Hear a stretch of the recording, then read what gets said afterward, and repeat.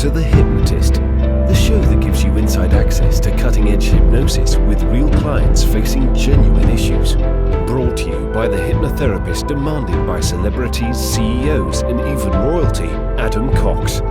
These recordings took place live from Adam's clinic in London's world-famous Harley Street. So, get yourself comfortable and enjoy today's episode of The Hypnotist. Hi, it's Adam here, and on today's episode of The Hypnotist, you're going to hear a hypnosis session that I did working with a gentleman that was very anxious about traveling on public transport. Now, the gentleman involved was actually London-based, and the place where he was working had changed, and it meant that in order for him to stay in his apartment, he would have to either take a very long bus, which he didn't like, or the London Underground, which would give him panic attacks. So you're actually going to hear the very session that I did with him that actually freed him from his specific phobia, to the extent that he went from only being able to travel one stop on the London Underground, having high amounts of anxiety, talking rapid heart rate. He had an Apple Watch and he said his heart would go to like 150 or 160, which is unusual if you're not exercising. He went from that to then doing a charity event where he spent 12 hours on the London Underground. And I told him, I said, look, you're going to think that it's going to be this amazing feeling when you're finally through, this phobia. And it won't be. I said, you'll be several hours into this challenge that you're doing, and you'll know you've beaten your phobia because you're just bored, realizing that you've got hours left to kind of spend on the London Underground. But he did it. He raised a lot of money for charity. And the reason why I encouraged him to do that was a convincer strategy. Because if you can spend 12 hours on the London Underground, it is impossible for you to go back to feeling anxious about going on a journey that has maybe 4 or 5 stops. You're going to be listening to that very session. It's going to be useful for you if you have anxiety about going on public transport or being in confined spaces. So listen to a minute or so of relaxing music. Find somewhere comfortable where you won't be disturbed. Listen to this as many times as is useful for you. But it really deals with the root cause of the anxiety behind why people are anxious of being on public transport, and then changes that using clinical hypnosis. So relax and enjoy.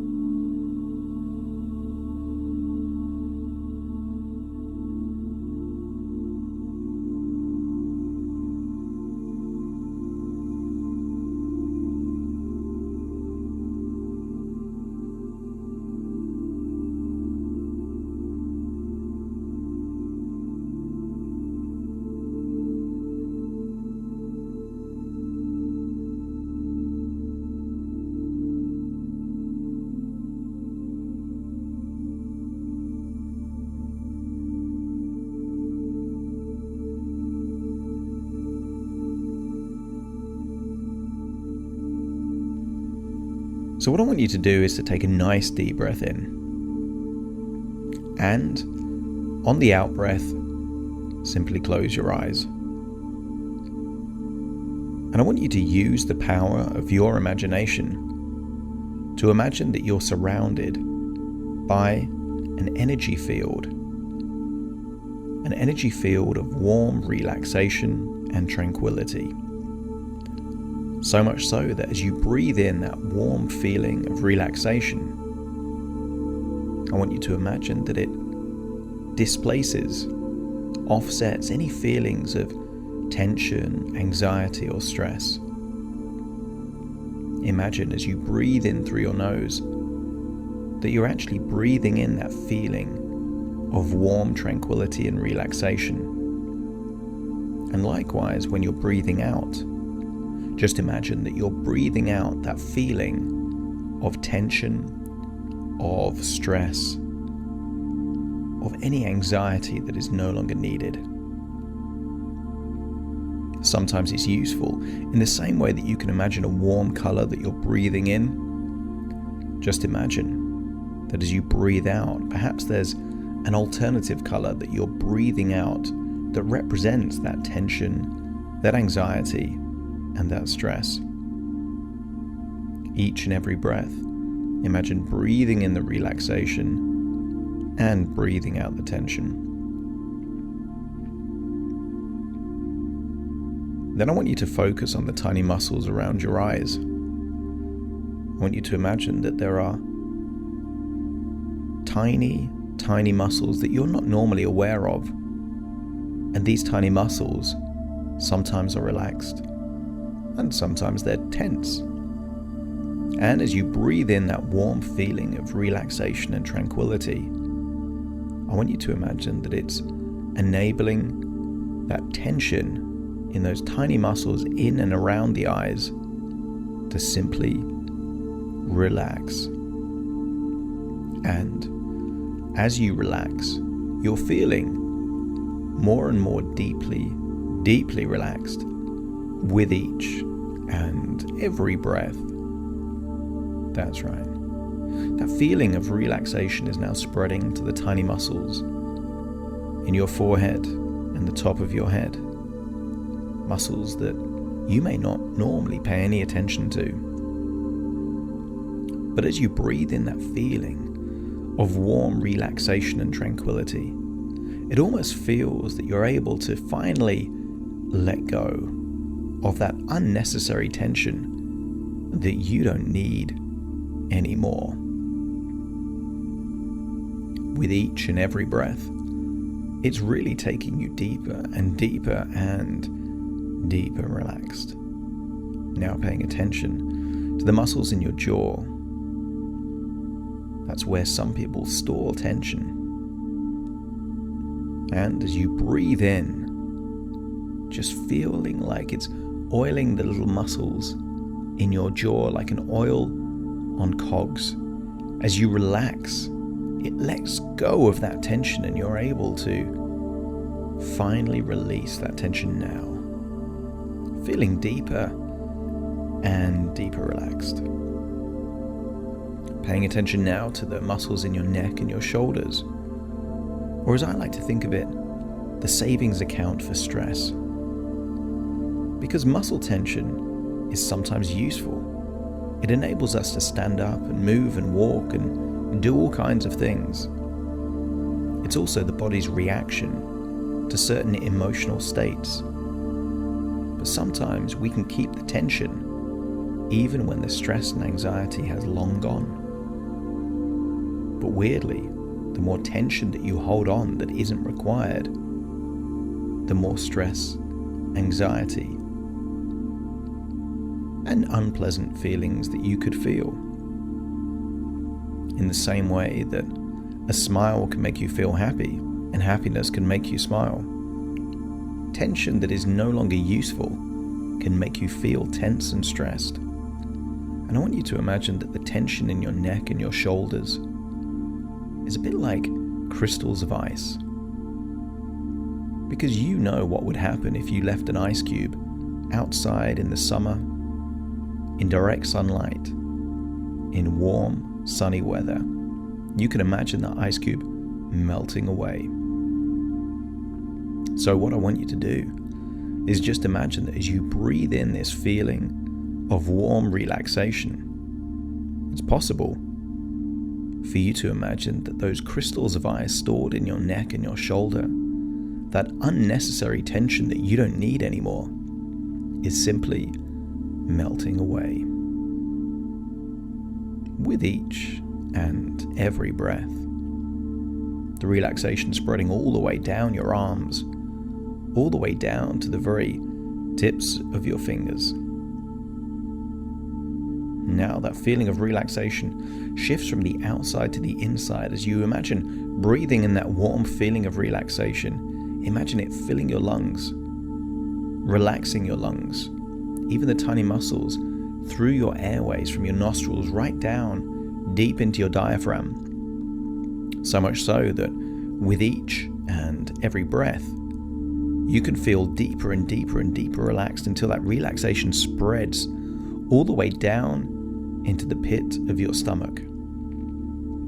And the stomach is where I like to think that anxiety comes from. Stress quite often is stored in our jaw, in our neck, and our shoulders, and we don't need that. Anxiety tends to come right there in the pit of the stomach. But as you breathe in this warm feeling of relaxation, just as it can melt away stress and tension, it can also undo that feeling of anxiety that we all feel every now and then. Anxiety can almost feel like it's rotating or moving inside the very pit of our stomach. As you breathe in this warm feeling of relaxation, I want you to imagine that that feeling is actually going in reverse. That whichever way it's spinning or moving, just imagine that as you breathe in this warm feeling of relaxation, that you're experiencing anxiety backwards. With each and every breath, it means that you're feeling less and less and less anxious, which then means that your body can relax even more. Because tension can create anxiety, and anxiety can create tension. But when either reduces, so does the other. And just allow that feeling of relaxation to go all the way through, right down into the pit of your stomach, displacing any feeling of anxiety and replacing it with an overall sense of feeling resourceful. Anxiety shuts down resources, but a feeling of resourcefulness thereby displaces anxiety, and the less anxiety you have, the more resourceful you feel. And when you're in a resourceful state, you solve problems while they're happening. That's right. Allow that feeling of relaxation to spread deeper down now through your legs, right down to the very tips of your toes, taking you deeper and deeper relaxed with each and every breath. And very soon, I want you to imagine that you're standing on top of a large staircase. This staircase has 10 steps leading down to a hallway. This hallway then leads to a door, and this door will take you to a very special place, which I'll talk about more later. But right now you're standing at the top of a staircase, and this staircase looks down towards a hallway, and the staircase could be made of wood or marble. Maybe it's a familiar staircase that you've walked up and down many, many times. Or perhaps it's a staircase that's only ever been experienced in your imagination. As you stand on the top of this well-lit staircase, you already know this is simply a metaphor to take you deeper and deeper into an even more intense feeling of relaxation, so that my suggestions become even more effective. That's right. As I count down from 10 to 1, you will feel 10%, 1/10, deeper and deeper relaxed with each descending number. Each descending number will also represent you taking one step down the staircase, so much so that you can feel deeper and deeper relaxed simply by imagining walking down the staircase, starting to count 10, taking that very first step down the staircase, feeling 1/10, 10% deeper and deeper relaxed. 9. Another step down the staircase, imagining the feeling of the staircase underneath your feet. Perhaps you're holding on to a banister, or maybe not. But as you walk down and take another step, 8, again you feel another 10%, 1/10, deeper and deeper relaxed. Feeling more and more relaxed with each and every descending step as we go to 7, another step down the staircase, 6, brainwave shifting. Their frequency from alpha, perhaps to a different state, perhaps beta or theta, the kind of state of frequency where you're able to visualize things even more clearly than you ever could in your most vivid imagination. Taking another step now, 5.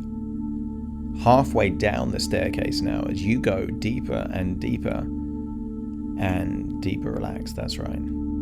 Feeling more and more comfortably relaxed with each descending number as we go 4. Another step down the staircase, feeling deeper and deeper. Relaxed now, that's right. And 3, that's right. 2, getting very close to the bottom of the staircase now. And 1, that's it. Final step, 0. You're now at the bottom of the staircase on the hallway. And you're looking out in front of you, feeling so much deeper and deeper and deeper relaxed as you turn around and look up at the staircase that you've just walked down. You realize how much deeper you are now than you were before, and therefore notice how much more relaxed you feel. That's right. And I want you to look forward now, down the hallway, until you see a door. I want you to take steps towards the door and realize that in one of your hands you have a key. Doesn't matter which hand the key is, but you notice that you're holding a key. And maybe it's an old-fashioned, ancient, large key, or maybe it's something a bit more modern. Whatever type of key that comes to mind is exactly the type of key that it should be. But just know 2 things. 1, this is a key that opens the door at the end of the hallway. Secondly, that this is a key that unlocks important resources from your deep unconscious mind. Because there's been times in your life that you felt very resourceful, very able to naturally organize and prioritize without thinking too much.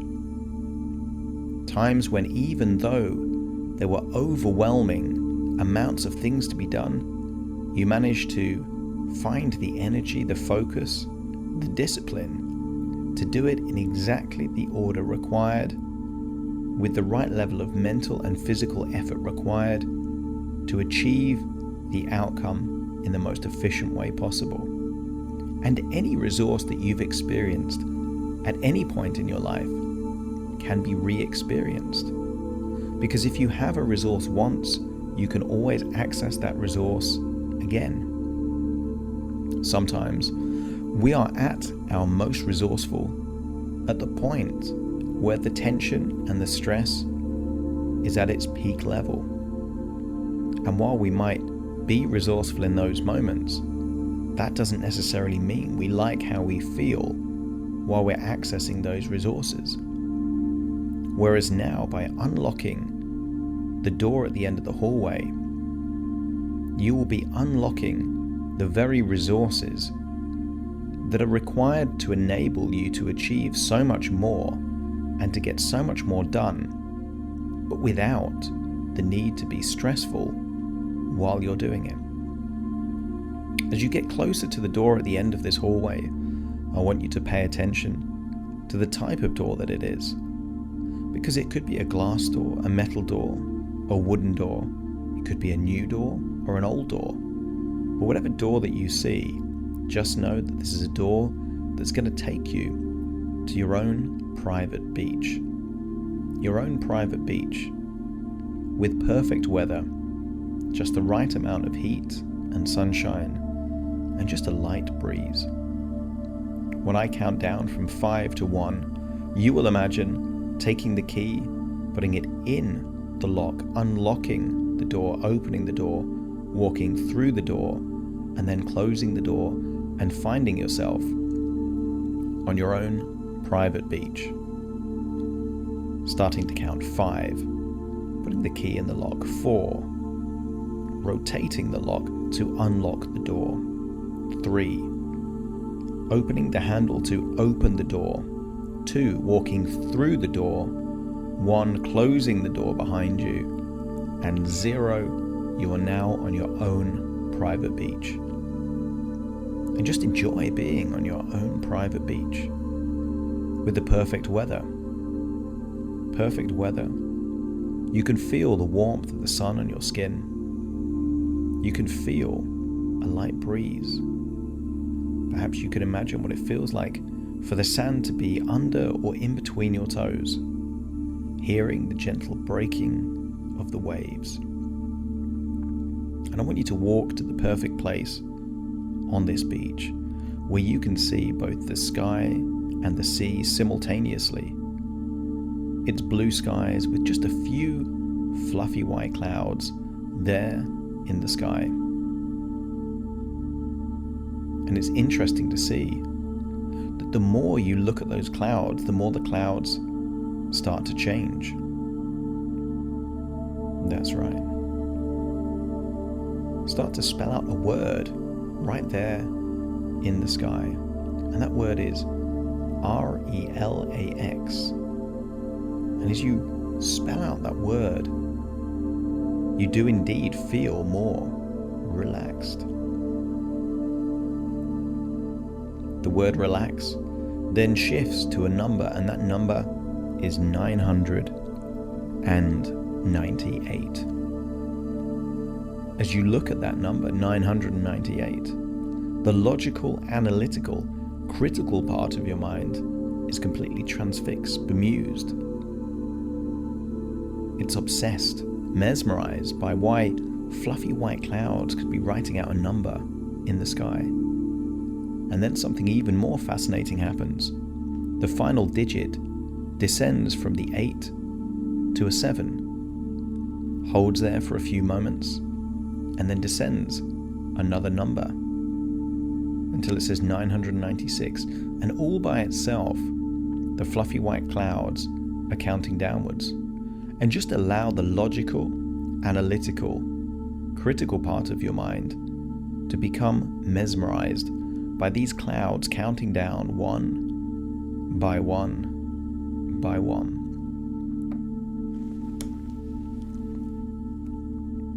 And I want you to find the perfect place on the beach, a place where you can see both the sea and the sky simultaneously. And I want you to imagine that there is a large screen coming up out of the sea. Could be of cinema sized. And I want you to see yourself on that screen, experiencing something recently that caused you an element of anxiety. You're seeing yourself in the screen as if you're watching yourself in a movie. And what I want you to notice is that when you see yourself on screen, you can be much more objective about what it is that you've been experiencing. And then what I want you to do is imagine walking into the screen so that you can see everything through your own eyes. The same thing that used to be causing you anxiety, you can now see it through your own eyes. And if you get a sense of of anxiety in some way, shape or form, what I want you to do is to shrink everything down to the size of a coin. And I want you to imagine on one side of the coin is something completely white. And on the other side of the coin is something completely black. The surface of the coin is black on one side and white on the other. So the moment you step into the image, shrink it down to the size of a coin, black on white, black on one side, white on the other. And just imagine, if you will, what that coin would look like if you flipped the coin so it was spinning around. So the moment that you see the experience, shrink it down and then rotate that image so it's black, white, black, white, black, white, really, really quickly, as fast as it would be if you flipped a coin. And then what I want you to do is to do this for each and every time that you can ever imagine feeling any element of anxiety. The moment that you see exactly what you saw back then, shrink everything down to the size of a coin, and then immediately flip that coin around so it goes black, white, black, white, black, white, super quick. And by doing so, it makes it really, really difficult to even imagine having the sensation of seeing things through your own eyes that then create anxiety. I want you to try and do this in as many different cases as you can. In fact, what you'll do whenever you think of a time where you were looking at things through your own eyes that caused anxiety, shrink it down, turn it into a coin, black on one side, white on the other, and then flip, rotate it so it spins round like brrr, that quick. Black, white, black, white, black, white, brrr, all the way. And then I want you to try your hardest to actually imagine something in the future where you would be looking at things through your own eyes. And try as hard as you can to feel any element of anxiety. And just notice that the harder you try, the more impossible it becomes. It's almost like we've rewired the neural pathways so that even the idea of going on public transport, of doing something that creates anxiety, now creates a different neural association deep down. That's right. The other thing I want you to do is to imagine how much time you've already spent thinking, worrying, avoiding things directly as a consequence of this fear. If you were to add up all the minutes, the hours, the extended time that journeys have taken purely as a result of avoiding experiencing all the kind of sensations that you used to feel,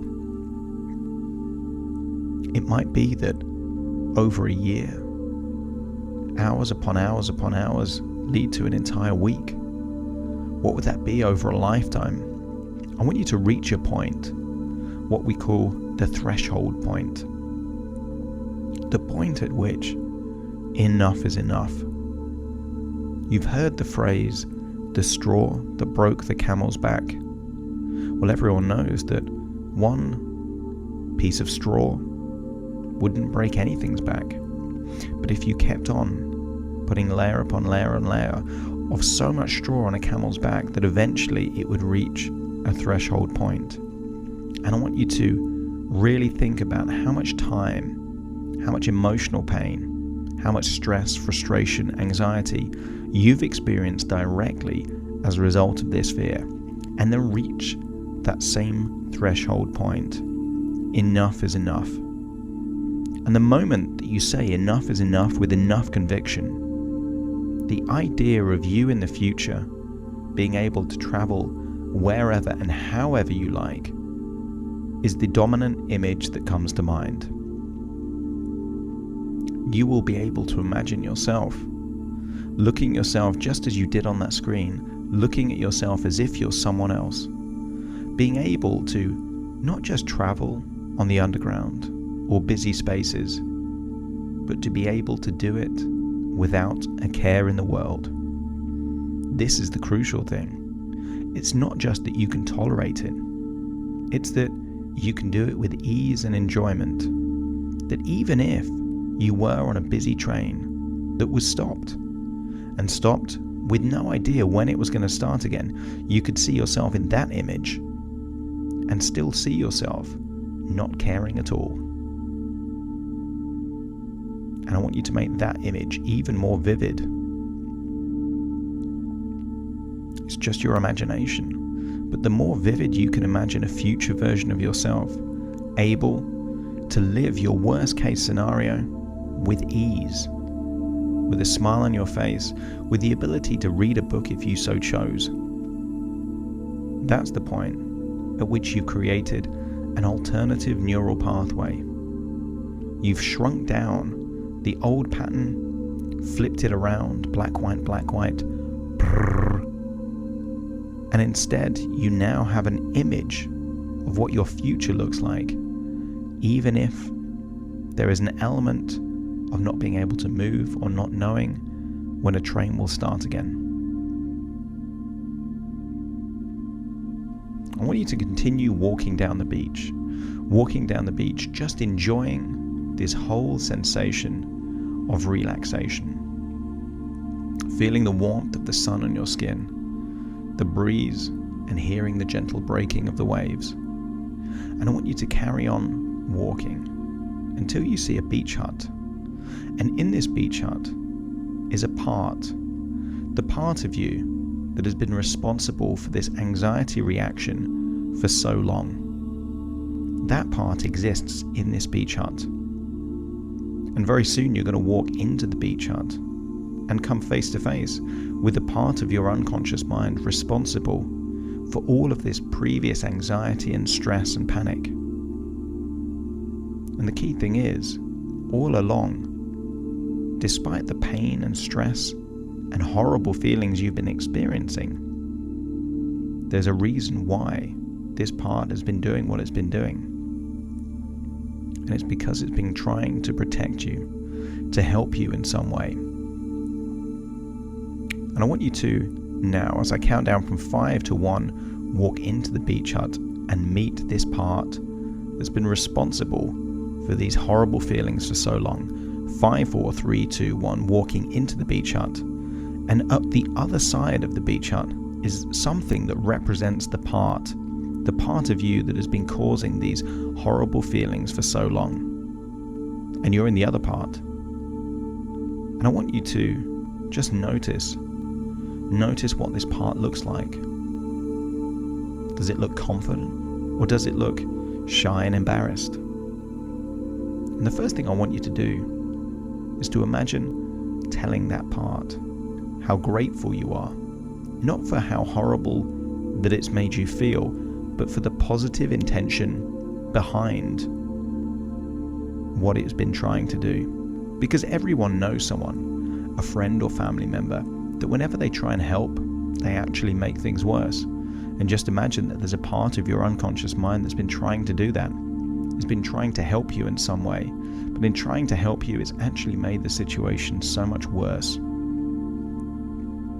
And just notice that as you really genuinely give gratitude and thanks for the intention behind what it's been doing, that it starts to feel a little less defensive. I want you to ask the question directly to that part. What's the real reason that you've been doing this? And listen to the answer. And it may be protection. It may be some element of trying to help in some way.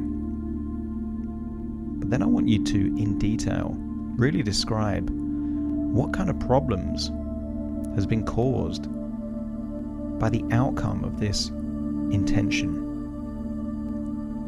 The stress, the panic, the anxiety, the horrible feelings, the missed opportunities in career, in jobs, the people that you could never meet because you couldn't get to them in the way that you wanted, the additional financial cost that has been to find different ways of traveling. all those horrible experiences and memories that you had as a direct result of this positive intention.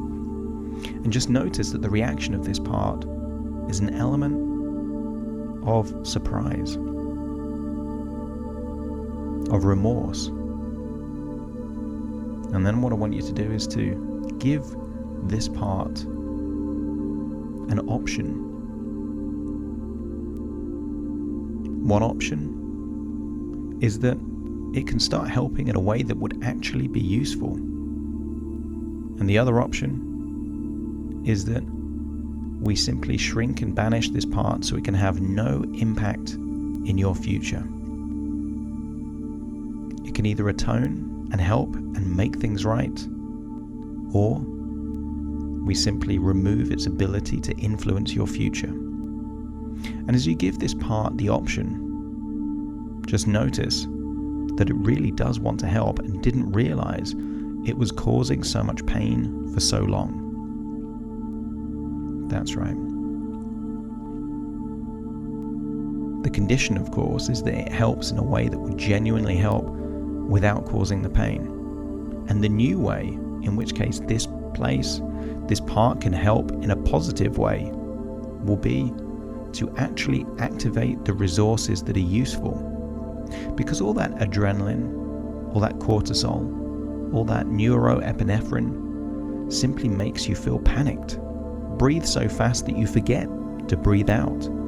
Because when you keep breathing in without exhaling, it can feel like there isn't enough oxygen to breathe. And that's a horrible sensation. But if that part was willing to help by giving you the resources that are really genuinely useful, well then it could help just as it's been attempting to help all this time. And the key resources that you would like from this part, first of all, is perspective. The perspective to see things as they really are, not what they could be. Because if a train stops, or an underground tube stops, for a few moments or even up to an hour, normally the worst that can happen is that it's inconvenient. The best case scenario is that it gives you more time to read or plan your day. Just because a train stops doesn't mean anything bad's going to happen. It simply means that there's a genuine reason for that delay. This part that's been causing this panic reaction for so long will now help in a way that's actually useful. It will give you the resource of perspective, but it will also give you the resource of patience, the ability to wait and see what happens. And I want you to ask this part if it's willing to actually give you the resources that are going to be useful in situations like this. And if it is, then I want you to imagine shaking that part's hand. So you're making an agreement that instead of causing problems in the future, it will actually help in the way that it always intended. Because sometimes perspective can actually help you to see things in a way that can enable you to make useful decisions. Patience actually means that you get to really wait to see if there's anything to worry about at all. And in many cases there isn't. Now that all parts are in agreement that they will help in a way that's actually useful, then I want you to imagine leaving the beach hut with this new part. Both of you walking down the beach until you see that version of you that's been distracted by those numbers counting down right there in the sky. All three of you will become the same person, all parts integrated with a common goal of enabling you to make plans and to travel in the way that is most efficient for your own diary and time and schedule. You will work together to give you the resources that you actually need. Patience, perspective, but also the ability to just pay attention to the things that you've been missing all along. Things that you could read, things that you can think about internally about what you really want to do, with all the time that you're going to save by no longer having to panic or worry or think about alternative ways of getting to places. All parts of you are now as one, fully integrated, and I want you to walk to a part of the beach where you can see the sea, the sky, and very shortly I'm going to count from 1 to 10 to awaken you. You will awaken, activating all the resources necessary. You will now be able to think of traveling, seeing yourself in that image in a really positive way. You are relaxed, confident, and the worst reaction that you will feel is an element of annoyance that your journey may be delayed. Whenever you think back to times where you re-experience that anxiety, you will shrink it down to the size of a coin and flip it black and white, so quick that the entire image loses its emotional hold on you. All normal sensations will awaken in this moment at this time, and you will awaken full of confidence, energy, vitality, unless it's nighttime and you're ready to sleep, in which case you will awaken fully relaxed, ready to drift off to a safe, natural sleep. Starting to count to awaken you. 1, 2, 3, waking up. 4, 5, 6, more alert. 7, 8, open your eyes. And 9, 10, wide awake. Thank you for listening to The Hypnotist with Adam Cox, the show that gives you inside access to cutting-edge hypnosis with real clients facing genuine issues. To automatically receive the latest episodes, please subscribe. If you'd like to support the show, please share this episode with just one friend you think it could help. And if this episode helped you, please leave us a 5-star review.